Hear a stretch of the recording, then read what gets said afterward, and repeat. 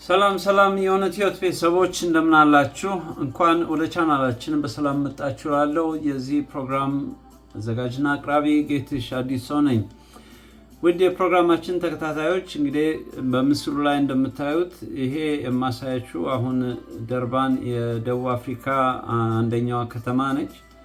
በዚህ ደርባን ውስጥ እንግዲህ የተወሰነ ወራት ኖሬያለሁ እና ዛሬ ግን ያመጣሁት በአንድ ታላቅ ወንድሜ ምክንያት ነው። ከዚህ በፊት እንግዲህ ታሪኬን ለማታውቁ የዛሬ 26-25 ዓመት በፊት ስወጣ ከኢትዮጵያ ከመርካቶ አውቶቡስ ተራ ብቻዬን አይደለም የወጣሁት፣ ከታላቅ ወንድሜ ጋር ነው። በአባትም በእናትም የምንገናኝ ታላቅ ወንድሜን ይዤ ነው የወጣሁት እና አንዱም የወጣሁበት ምክንያቱም አንዱ እሱ ነው እና ይሄንን ቪዲዮ እንግዲህ እያያችሁ ወደ ታሪኩ እሄዳለሁ ማለት ነው። እና ቅድም ለመናገር እንደሞከርኩት እንግዲህ ከመርካቶ አውቶቡስ ተራ የዛሬ 25 ዓመት ስወጣ ከወንድሜ ጋር ነው የወጣሁት ብያችኋለሁ። እና እንግዲህ አንዱም ዓላማዬ ወንድሜን በደቡብ አፍሪካ በተለይ ደግሞ ወደ ካናዳ እንዲሄድ እሱን አውጥቼው ከዛ በኋላ አትሊስት ኬንያ ከደረሰ በኋላ እኔ ወደ ኢትዮጵያ ለመመለስና የራሴን ፕሮግራም ለማድረግ ነበረ። ምክንያቱም የኔ ሀሳብ ሌላ ስለነበረ እና ኤኒዌይ ታሪኬን እዛ ላይ እዚሁ ቻናል ላይ ስላለ መከታተል ትችላላችሁ። እንግዲህ የዛሬው ፕሮግራም ታላቅ ወንድሜን በማሰብ ያዘጋጀሁት ፕሮግራም ነው። ታላቅ ወንድማችን እንግዲህ ለቤተሰባችን እንግዲህ መጀመሪያ በእናትም በአባትም የምንገናኝ የመጀመሪያ ልጅ ነበረ እና እኔ ከህንድ ጨርሼ ትምህርቴን ወደ ኢትዮጵያ ስመጣ ከቤተሰቦቼ ጋር ጥሩ ያልሆነ ግንኙነት ነበረውና በዚህ ምክንያት እንግዲህ ምናልባት ውጭ ሀገር ቢወጣ ብዙ ነገር ሊጠቀም ይችላል ብዬ በማሰብ እንግዲህ እሱን አድርሼ ለመውጣት እሱን አድርሼ ወደ ኬንያ አድርሼ ከዛ በኋላ ላይ ወደ ደቡብ አፍሪካ ሄድን እና ደቡብ አፍሪካ የቆየሁበት ጊዜ አንዱም እሱ ራሱ የቆየበትም ደርባን ከተማ ይባላል ማለት ነው እና ኳዙሉ ናታል ፕሮቪንስ ውስጥ የሚገኝ የዙሉ ትራይብ የሚኖሩበት ነው። በጣም ደስ የምትል ከተማ ነች ደርባን። እና እሱን የመረጥኩበት ዋናው ለመጀመሪያ ጊዜ ወንድሜ ከጆሃንስበርግ ወደ ንግድ ሲጀምር ለመጀመሪያ ጊዜ ደርባን ነበር የላኩት እና ጆሃንስበርግ በጣም ሌባ ምናምን ስለነበረ እና በጣም ስለምንፈራ መጀመሪያ አካባቢ ያስፈሩ ነበር። ምክንያቱም ኢትዮጵያ ሁልጊዜ በተለይ ደቡብ አፍሪካ ውስጥ ያው ብዙዎቻችሁን የምታውቁት ሌባ በጣም ያስፈራል እና መጀመሪያ ላይ ስንገባ በጣም አስፈራሩን። ስለዚህ ደርባን ጥሩ ነው፣ በጣም የተሻለ ነው። ምክንያቱም ህንዶችና ኳዙሉ ናታል ሰዎች ናቸው፣ ዙሉ ትራይብ የሚሏቸው አሉ፣ የዙሉ ዝርያ ያላቸው እነሱ ናቸው የሚኖሩት። ስለዚህ ሌባም ደግሞ በብዛት የለም ስላሉን ለመጀመሪያ ጊዜ እኔ ሄድኩኝ። ከዛ በኋላ እሱን ወደዛ ይዤው መጣሁ ማለት ነው እና እንግዲህ ከታላቅ ወንድሜ ጋር በጣም ትልቅ ግንኙነት ነበረን። ምክንያቱም እኔ ደቡብ አፍሪካ 7 ዓመት ስኖር 7 ዓመት እንግዲህ ኦልሞስት አብረን ነው የኖርነው ማለት ነው። ስለዚህ ኢትዮጵያ ውስጥ አብረን ካደግንበት የበለጠ ባይሆንም ግን የበለጠ ቅርበት እንዲኖረን አድርጓል ደቡብ አፍሪካ እና ታላቅ ወንድሜ የስደት ጓደኛዬ ነበር። ዛሬ በህይወት የለም። ከ25 ዓመት በኋላ ወደ ኢትዮጵያ ስመለስ በጣም በቃ አንዱ ትልቅ ሚስ ያደረኩት ነገር ወንድሜን ነበር። ምክንያቱም ከዛ ሁሉ ዓመት የስደት ጉዞ በኋላ እሱን በአካል ባለማየቴ ትንሽ ቅር ተሰኝቻለሁ። ግን ምንም ማድረግ አይቻልም። እንግዲህ ህይወት ሆነና እሱ ቀድሞኝ ሄደ እና ደቡብ አፍሪካ በነበርንበት ጊዜ እንግዲህ ብዙ ታሪክ አሳልፈናል ከሱ ጋር። መጨረሻ ላይ ግን እኔ እሱን ትቼ ቀጥታ ወደ አሜሪካ ተጓዝኩ ማለት ነው እና እሱን ስተወው እሱ ወደ ፖርት ኤልዛቤት ከኳዙሉ ናታል ከደርባን ወደ ፖርት ኤልዛቤት እንደሄደ አስታውሳለሁ። እና ከዛ በኋላ እንግዲህ አልተገናኘንም። ከ13 ዓመት በኋላ እሱ ወደ ኢትዮጵያ ተመለሰ፣ እኔ ወደ አሜሪካ ሄድኩ ማለት ነው እና በዚህ መሀል ላይ እንግዲህ ሳንገናኝ ቀረን። ያው በስልክ እንገናኝ ነበረ፣ ግን በአካል ሳላገኘው ቀረው ማለት ነው እና ዛሬ ያነሳውበት ዋናው ትልቁ ነገር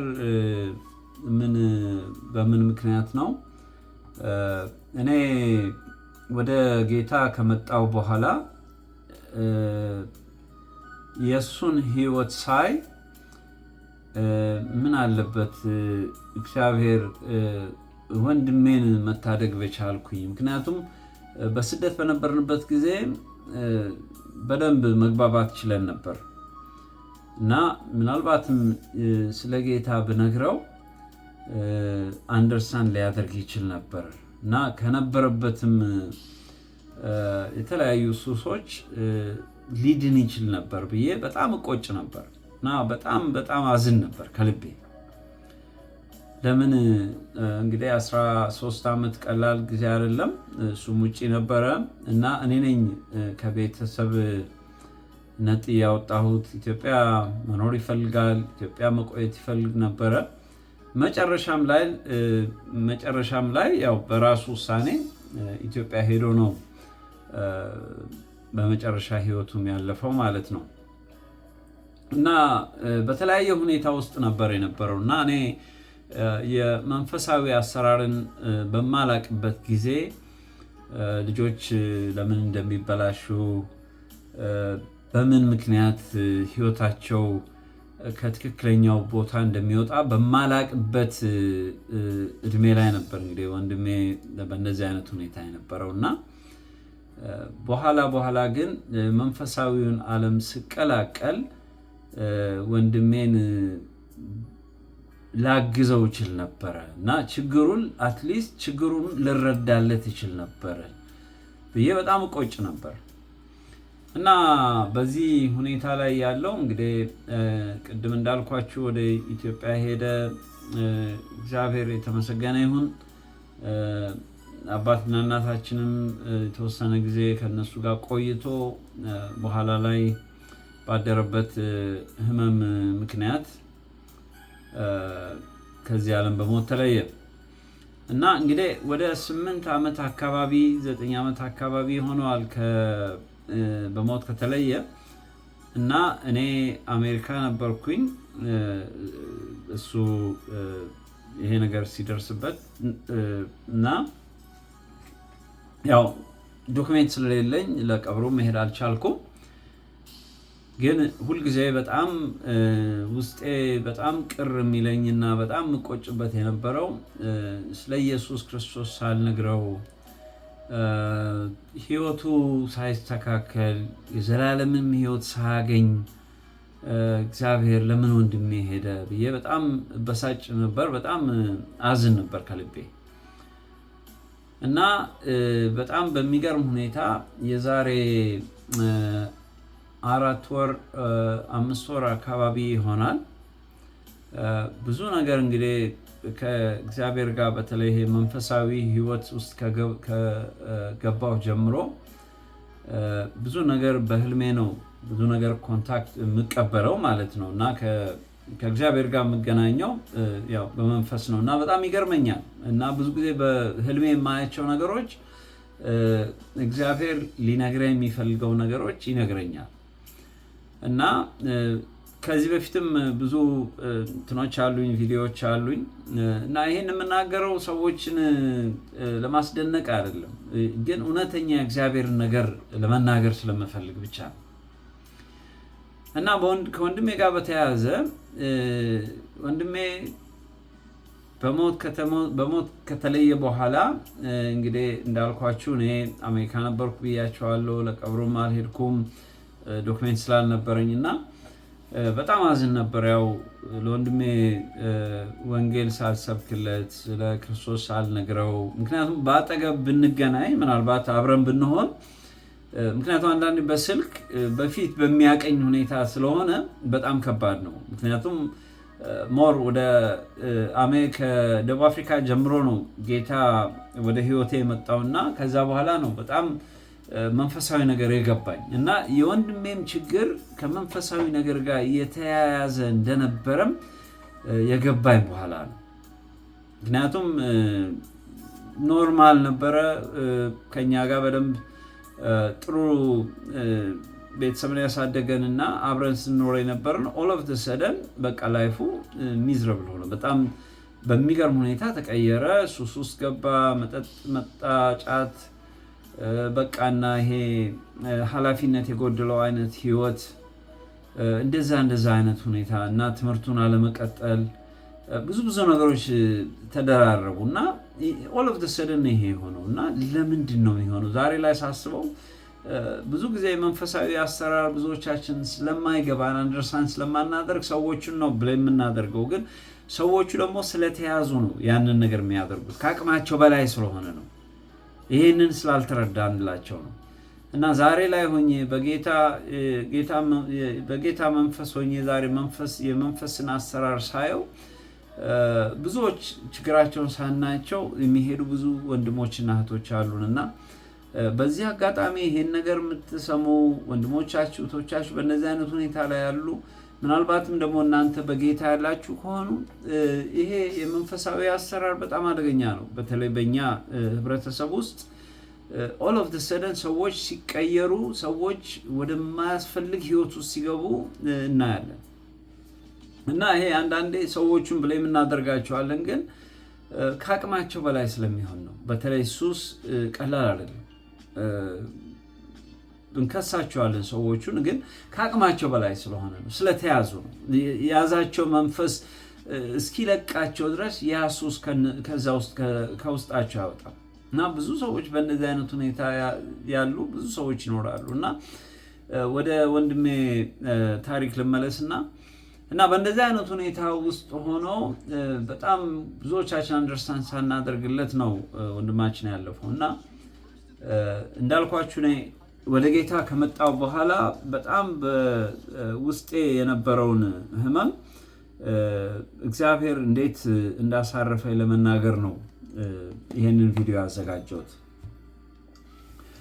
እና ምን ሆነ፣ አንድ ቀን ሌሊት ተኝቼ ለመጀመሪያ ጊዜ በፍጹም ብዙ ህልሞችን አያለው፣ ብዙ አይነት ህልሞችን አያለው።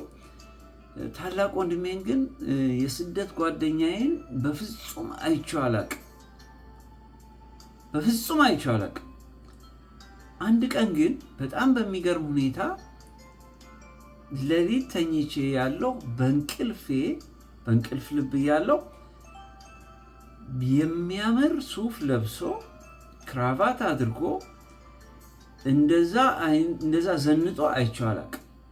እንዴት እንዳማረበት በጣም ገረመኝ እና መጣና ልክ በር ስከፍት በሩ ላይ ቆሟል እና እሱም አየኝ እኔም አየሁት። እንግዲህ ይሄ በልሜ ነው የምነግራችሁ።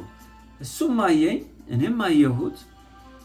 እሱ ምንም ነገር ያለኝ ነገር የለም፣ ግን አስተያየቱ ግን በቃ የኩራት በቃ ይሄ የተመቸው አይነት አስተያየት ነው የሚያየኝ እና ምንም ነገር አልተነጋገርንም። ከትንሽ ደቂቃ በኋላ ያንን ነገር በደንብ ካየው በኋላ ነቃው፣ ከእንቅልፌ ማለት ነው። እንግዲህ በህልሜ ነው ማየው ብያቸዋለሁ። እንግዲህ ካየሁት 8 ዓመት ሆኖኛል በሞት ከተለየ እና እኔም አሜሪካ ነበር ብያቸዋለሁ እና በፍጹም በህልሜም አይቼው አላውቅምና በጣም ገረመኝ። ከዛ ምናልባት እየጠራኝ ይሆን እንዴ አልኩኝ። ግን ደግሞ ሳይኖ ና እንሂድ የሚልም አይደለም እና ወደ ሞትም እየጠራኝ ነው ወይንስ ምን ሊለኝ ነው? እና ለምንድን ነው ወንድሜን ያየሁት? እና እግዚአብሔር ሆይ ጌታ ሆይ ይሄን ነገር በቃ ንገረኝ እላለሁ። እና ህልም ሳይ በመንፈሳዊ ዓለም ውስጥ አንድ ነገር ሳይ ሁልጊዜ በሚታየው ዓለም ላይ ኮንፈርሜሽን ማግኘት አለብኝ። ኮንፈርሜሽን ምላችሁ ብዙ በቃ በህልሜ አይቼ ያደረኳቸው ብዙ ነገሮች አሉ። ብዙ ነገሮች እና በህልም እየተረዳሁ ነው በቃ ብዙ ነገሮችን ያደረኩት። እና ለዚህ ነው በክርስቶስ መኖር በጣም በሚገርም ሁኔታ የተለየ ዓለም ውስጥ እንደምትኖሩ እያሰባችሁ ነው የምትኖሩት። እና ከዚህ በፊት የሌለ አይነት ልምምድ ነው ወደ ውስጣችሁ የሚመጣው። የመጽሐፍ ቅዱስ ላይ የምታዩት ዮሴፍ በህልሙ ይሄን አደረገ፣ ማርያም በህልሟ ዮሴፍ በህልሙ ይሄ ነገር ተነገረው ምናምን የሚለው ታሪክ ሁሉ የሚገባችሁ ሲደርስባችሁ ነው። ያልበለዚያ ዝም ብሎ ታሪክ ነው የሚመስላችሁ። እና ይሄንን ህልም ካየው በኋላ ወንድሜን ካየው በኋላ እንዴ ልሞት ነው ማለት ነው? እየጠራኝ ነው? ምናልባት ጌታ አሁን በቃ ጊዜ ያለፈ ማለት ነው። ስለዚህ እየጠራኝ ነው ወይስ ምንድን ነው ብዬ በጣም እንትን አልኩኝ። እና አስተያየቱ የጥሪ አይመስልም። አስተያየቱ በቃ ምን እንደሆነ እኔ ሊገባኝ አልቻለም። ስለዚህ ህልም ካየው በኋላ እግዚአብሔር በራሱ ህልሙን እንዲፈታልኝ ይፈልጋል። እና ለሰዎች እነግራለሁ፣ ለባለቤቴ ነገርኩ፣ ለአባትና እናቴም ነገርኳቸው። እና ግን ፍቺውን ግን አልገባኝም፣ ምን እንደሆነ አላውቅም። እና ይሄን እንግዲህ ህልም ያየሁት ከቢያንስ እንግዲህ ኦልሞስት እንዳልኳችሁ ከ5 ወር ከ6 ወር በፊት ነው ይሄን ህልም ያየሁት። እና እግዚአብሔር አንድ ቀን ይሄን ህልም ይነግረኛል ብዬ እየጠበቅኩ ነበር። እና ከአራት ቀን በፊት በሚገርም ሁኔታ ይሄንን ህልም እንደገና መልሼ አየሁትና እዚህ ላይ ግን ሳየው አሁን ያየሁት ህልም ግን ከነ ትርጉሙ ነው ያየሁት። በቃ ወንድሜ አይዞህ፣ አይቆጭ፣ እኔ አሁን ያለሁት ገነት ነው። አሁን ያለሁበት የተመቸ ቦታ ነው። ከዚህ በፊት የነበርኩበት ቦታ ምድር ነበረች ያልተመቸችኝ። አሁን ያለሁበት ቦታ ግን በጣም የተመቸ ቦታ ላይ ነው ያለሁት። ለዚህ ነው እንደዚህ እንድታይኝ የመጣሁት የሚል መሴጅ ነው ወደ ውስጤ የመጣው። ይሄንን መሴጅ ወደ ውስጤ ከመጣ በኋላ በጣም በሚገርም ሁኔታ ወንድሜ ከማረፉ በፊት በ3 ቀን በሽታ ነው ህይወቱ ያለፈው። እና በሽታውም ብዙ ጊዜ አልቆየም። የሚገርመው ነገር ከመሞቱ 3 ቀን ሲቀረው ማንም ሳያውቅ ጌታን የሚያውቁ 2 ሰዎች ጋር ሄደ። እነዛ ሰዎች ጋር ሄደና ውስጤ ጥሩ ስሜት እየተሰማኝ አይደለም እና እባካችሁ ጸልዩልኝ ብሎ እያለቀሰ እኛ ጋር መጣ። እኛ ደግሞ በጣም ሁኔታው ስለገባን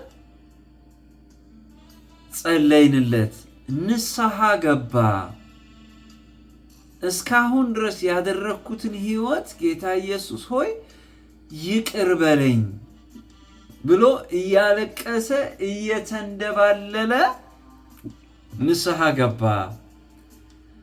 ከዛ በኋላ ነው ህይወቱ ያለፈው። እነዚህ ሰዎች ባልና ሚስት ነበሩ።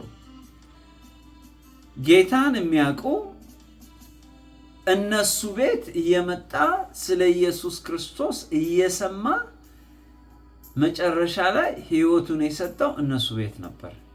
እነዚህ ሰዎች እነዚህ ወንድምና እህት ነግረውኛል።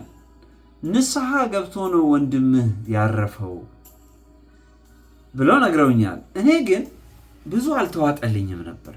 ለምንድን ነው ያልተዋጠልህ ያላችሁኝ እንደሆነ እኔ በአካል ስላላገኘሁት ነው። 8 ዓመት ከተለያየን በኋላ እሱ ካለፈ በኋላ በህይወት ማለት በሞት ከተለየ በኋላ ባለማግኘቴ በጣም እቆጭ ስለነበረና በአካል ስላላገኘሁት ከስደት በኋላ ስላላገኘሁት በጣም በሳጭ ስለነበረ ነው።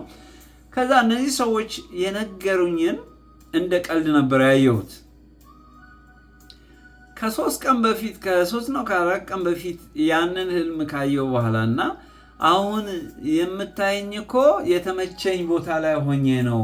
የዛን ጊዜ በምድር ያየኸኝ አይነት ሰው አይደለሁም። አሁን በጣም በተመቸ ሁኔታ ላይ ነው ያለሁት። እንድታየኝም ነው ይሄንን ልብስ ለብሼ እንደዚህ አምሮብኝ የመጣሁት። ይሄ ምልክት ይሁንህ እና እኔ ጌታን አግኝቼ ነው የሄድኩት። አሁን ያለሁበት በፊት ከነበርኩበት ምድር የተሻለ ነው። በፊት የነበርኩበት የሱስ ህይወት፣ በፊት የነበርኩበት የስቃይ ህይወት አለፈ። እግዚአብሔር ሁሉን ነገር ለበጎ አደረገልኝ ብሎ ነው የነገረኝ። እና ይሄንን እንግዲህ ከ3 ቀን በፊት ነው ይሄንን ህልም እንደገና ሁለተኛ ጊዜ ያየሁት ማለት ነው። እና ከሰዎቹ ጋር ደወልኩና ኢትዮጵያ ደወልኩና በጣም በሚገርማችሁ ሁኔታ ከዚህ በፊት አንድ ህልም አይቼ ነበር። ወንድሜ በሚገርም ሁኔታ በጣም አምሮበት የሚገርም ሱፍ አድርጎ ክራቫት አድርጎ በጣም ተመችቶት ልክ በር ስከፍት ፊት ለፊት አየሁት። ከዛ ለምን እንዳየሁት አልገባኝም ነበር። አሁን ግን እናንተ የነገራችሁኝና ሁለተኛው ህልም በጣም በሚገርም ሁኔታ መንፈሳዊ ግንኙነት እንዳለው እግዚአብሔር በመንፈስ አስረዳኝ። ለካ ወንድሜ ታላቅ ወንድሜ የስደት ጓደኛዬ ጌታን አግኝቶ ነው ከዚህ ምድር የሄደው። እኔ በቃ ጌታን ሳያገኝ የዘላለም እሳት ውስጥ የገባ መስሎኝ በምድርም ሳይመቸው እንደገና በሰማይም ሳይመቸው በጣም አዝን ነበረ። አሁን ግን ጌታ ልቤን አሳርፈው እና ብዬ ለሰዎቹ ነገርኳቸውና በጣም በሚገርም ሁኔታ በጣም ስለተደሰትኩ ነው ይህንን ቪዲዮ ያዘጋጀሁት እላቸዋለሁ። እና እግዚአብሔር የተባረከ ይሁን። አንዳንድ ጊዜ በምድር ሰዎች ባይመቻቸው በጣም የሚገርማችሁ ነገር እግዚአብሔር ለነሱ ያዘጋጀው ሌላ ቦታ አለ። ሰዎች በክርስቶስ በሚድኑ ጊዜ ከዚህ ዓለም ክርስቶስ የተሻለ ቦታ ይወስዳቸዋል። ለዚህ ደግሞ በጣም ትልቁ ማስረጃ ምንድነው ያላችሁኝ እንደሆነ መጽሐፍ ቅዱስ ላይ ምን ይለናል? 2 ሰዎች ነበሩ ይላል። አንደኛው በጣም ሀብታም የነበረ፣ አንደኛው ደግሞ በጣም ድሃ የነበረ ሰው ነበር። መጨረሻ ላይ መጽሐፍ ቅዱስ ምን ይለናል? ሁለቱም ሞቱ ይላል። ሁለቱም ሞቱና በጣም በምድር ላይ ያልተመቸ የነበረው ሰው በአብርሃም እቅፍ ላይ ሆነ ይላል። ያ ደግሞ በምድር በጣም ተመችቶት የነበረ ሀብታም የሆነ ሰውዬ ደግሞ የዘላለም እሳት ውስጥ ተጥሎ ያንን ሰውዬ አየው ይላል። ከዛ ያንን ሰውዬ ካየው በኋላ ያን ድሃ የነበረውን ሰው እባክህ ታስታውሰኛለህ? እኔ በር ላይ ሆነህ እኮ ስትለምን የነበርክ ሰው ነህና እባክህ አንድ በጣት ውሃ አምጣና ምላሴን አርስልኝ አለው ብሎ ጠየቀው ይላል። ይሄ እንግዲህ የእግዚአብሔር ቃል ላይ መጽሐፍ ቅዱስ ላይ የተጻፈ ነው የምነግራችሁ ይሄን ታሪክ። ከዛ ላይ ምን ይላል የእግዚአብሔር ቃል? አንተ እኮ በምድር በነበርክ ጊዜ ምድር በጣም ተመችታ ነበረ። ይሄ ሰው ግን ሰፈር እያደረገ ነበረ። አሁን ደግሞ እሱ ኢንጆይ እያደረገ ነው፣ እሱ እየተመቸው ነው፣ አንተ ደግሞ እየሰቃየ ነው። እና ምድር ብዙ ጊዜ ሰው ብዙዎቻችን የምናስበው ምድር በተለይ ጌታን ለማያውቁ ሰዎች፣ እግዚአብሔርን ለማያውቁ ሰዎች ምድር በተለይ ገንዘብ ላላቸው ሰዎች ያ የምቾት የመጨረሻው የምቾት ቦታ የሚመስላቸው ብዙ ሰዎች አሉ ያለን ነው የእግዚአብሔር ቃል መጽሐፍ ቅዱስ እንደሚነግረን። ስለዚህ ምን ልላችሁ ፈልጌ ነው፣ በምድር ሕይወታቸው በጣም ግራ ተጋብተው የዚህ ዓለም ገዢ ግራ አጋብቷቸው የሄዱ ሰዎች ለነዚህ ሰዎች በሕይወት እያሉ ጌታን እንዲያገኙ ለነዚህ ሰዎች ከጸለይንላቸውና እነዚህ ሰዎች ንስሐ ከገቡ ይሄ እዚህ ሰፈር ሲያደርጉት የነበረው ህይወት እዛ አይደገምም። እዛ የተሻለ ህይወት ነው የሚኖሩት። ለዚህ ነው የእግዚአብሔር ቃል ሲናገር ኢየሱስ ክርስቶስ ዛሬ የምትስቁ ነገ ታለቅሳላችሁ፣ ዛሬ የምታለቅሱ ደግሞ ነገ ትስቃላችሁ። ምክንያቱም መቀያየር የሚባል ጊዜ አለ። ስለዚህ ሰው የእግዚአብሔርን ቃል ካላወቀ የሚሄድበትንም አያውቀውም። ስለዚህ ይሄ ምስኪን ወንድሜ በጣም በሚገርም ሁኔታ ንስሐ እግዚአብሔር ሰጥቶት አሁን ያለበት ቦታ እንዴት እንደተመቸው እግዚአብሔር ለኔ በመንፈስ አሳየኝ እና አሳረፈኝ። ከ25 ዓመት በኋላ ወደ ኢትዮጵያ ሲሄድ አባትና እናቴን በህይወት አግኝቻቸዋለሁ። ከዚህ በፊት የነበረውን ቪዲዮ አይታችሁታል ብዬ አምናለሁ። ግን ወንድሜን ባለማግኘቴ በጣም ቅር ብሎኝ በጣም ውስጤ በጣም ያዝን ነበር። እግዚአብሔር ደግሞ ይሄንን ሐዘኔን ስላየ ይሄንን ሐዘኔን አይቶ ስለነበረ ለዚህ ሐዘኔ እውነተኛውን መልስ ሰጠኝ ልላችሁ ፈልጌ ነው። ስለዚህ በተቻለ መጠን በተለይ ደግሞ በተለያየ አይነት ሱስ ውስጥ ገብተው ህይወታቸው የተበላሽ ዘመዶቻችሁ፣ ወንድሞቻችሁ፣ እህቶቻችሁ፣ ቤተሰቦቻችሁ በተለይ በጌታን ሳያውቁ እንዳይሄዱ በተቻላችሁ መጠን ለእነዚህ ሰዎች መጸለይ ያለባችሁ። በተቻላችሁ መጠን ደግሞ በተለይ ሲታመሙና የመጨረሻ ደረጃ ላይ ሲደርሱ ንስሐ እንዲገቡ የምትችሉትን አድርጎ እግዚአብሔር ይረዳችኋል፣ ያግዛችኋል። ምክንያቱም መጽሐፍ ቅዱስ ሲናገር ኢየሱስ ክርስቶስ በተሰቀለበት ጊዜ በሁለት ወንበዴዎች መሃል ነው ኢየሱስ ክርስቶስ የተሰቀለው። ሲሰቀል ታዲያ አንደኛው እኛስ በጥፋታችን ነው፣ እሱ ግን ያለ ጥፋት ሆኖ የተሰቀለው ሲል፣ አንደኛው ደግሞ አንተ አምላክ ከሆንክ ለምን አንተንም እኛንም ለምን አታድንም ብሎ አሾፈበት እና ያንን እኛ በኃጢአታችን ነው ብሎ እንትን ያለውን እና ጌታ ሆይ አስበኝ በመንግስት ስትመጣ ብሎ ላለው ሰውዬ ዛሬውኑ አሁኑኑ በመንግስተ ሰማያት ትሆናለህ ያለው ላስት ሚኒት ላይ ሰዎች ወደ ጌታ ይመጣሉ። ተስፋ መቁረጥ እንደሌለብን እግዚአብሔር አሳየኝ፣ አስተማረኝ ልላችሁ ነው። ስለዚህ ሰዎች ምንም አይነት ክፉ ቢሆኑ፣ ምንም አይነት ሰይጣን የመጨረሻውን ደረጃ ላይ ቢያደርሳቸው፣ እስትንፋሳቸው ልትወጣ ስትል ግን እነዚህ ሰዎች የመጨረሻውን ንስሐ ጸሎት እውነተኛውን የሆነውን የንስሐ ጸሎት ከጸለዩና ከክርስቶስ ጋር ከሆኑ የዘላለምን ሕይወት ያገኛሉ። ብዙ ጊዜ ይሄ ነገር እኔ በጣም ለመቀበል በጣም የሚከብደኝ ነበር እና ዛሬ በወንድሜ ላይ ስላየሁት ይሄን ነገር ለሁላችሁም ትምህርት እንዲሆን ብዬ ነው ይህንን ቪዲዮ በወንድሜ መታሰቢያነት የሰራሁት ማለት ነው። ስለዚህ በጣም በምንወዳቸው ቤተሰቦች መካከል እንዲህ አይነት ነገር በሚኖርበት ጊዜ ተስፋ አትቁረጡ። ስለዚህ ሰው በእግዚአብሔር ተስፋ መቁረጥ የለበትም። ስለዚህ የስደት ጓዴ ዛሬ በመንግስተ ሰማያት መሆኑን እግዚአብሔር ስላረጋገጠልኝ ነገ ሄጄ ደግሞ እኔም ጌታ ባዘጋጀልኝ ቀን ወደ ጌታ ሲሄድ አገኘዋለሁ እና እንግዲህ ስለ ስደትም ደግሞ እናወራለን ማለት ነው። እና ይሄን ልላችሁ ነው። ስላዳመጣችሁኝ በጣም አመሰግናለሁ። ነገሩ ትንሽ ኮምፕሊኬትድ ይሆናልባችኋል፣ ግን የጌታ መንፈስ እንድናገር ስለገፋፋኝ ነው የተናገርኩት።